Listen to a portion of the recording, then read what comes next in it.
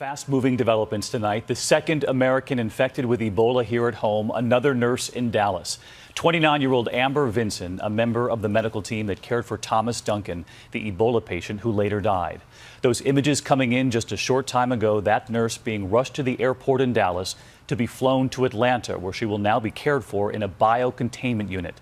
We have exclusive images tonight from inside that plane, our team there, as the call came in for that flight crew that is now rushing her to Atlanta. We were shown the plastic protection inside the plane.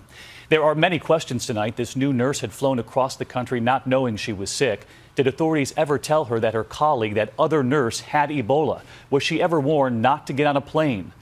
Meantime tonight, Frontier Airlines and the CDC scrambling to track down the other passengers on that flight from Cleveland to Dallas. As we ask, when was the plane decontaminated? Because it flew for 5 more flights.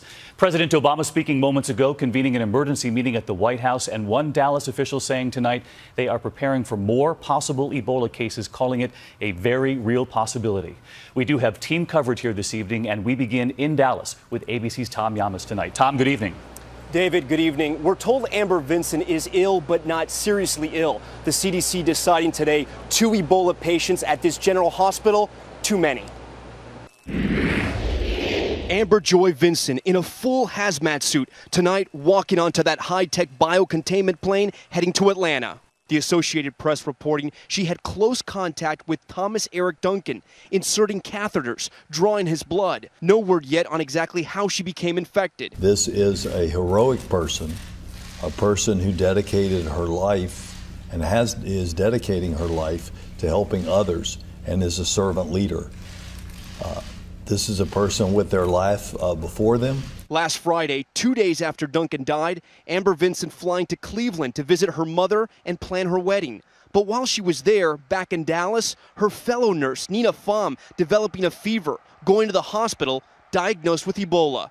The very next day, Vinson getting on a Frontier Airlines flight with 132 other passengers and flying home to Dallas. The CDC tonight trying to track down those travelers. Then yesterday, troubling news. Vinson developing a fever, driving herself to Texas Health Presbyterian Hospital. Within 90 minutes, she was in isolation. Tonight, a new journey. This specially outfitted plane flying Vinson to Emory. Look at these exclusive images. The isolation room inside, the stretcher for the patient, separate quarters for the medical team. Everything sealed to avoid contamination. In Dallas today, Vinson's neighborhood on edge. Police knocking on 300 doors before sunrise to tell neighbors of the Ebola patient living among them.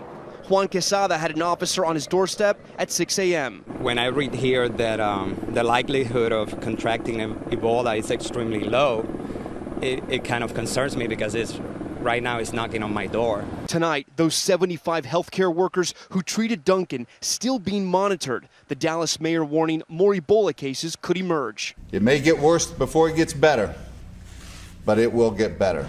High anxiety among some of those doctors and nurses. An Associated Press review of Duncan's medical records revealing he had been in the hospital for 2 days before people treating him started wearing hazmat suits. A national nurses union says several nurses are complaining of serious safety lapses, that it took several hours to put Duncan in isolation, that their protective clothing left skin exposed, and that potentially infectious waste was piling up. The hospital vowing to respond to those concerns. Right now, they're focused on treating Nina Pham, still in good condition, video chatting with friends. She's just so positive. She doesn't feel and have any doubts about her care or anything like that. Last night, Pham even called to check on her dog Bentley, now in quarantine himself.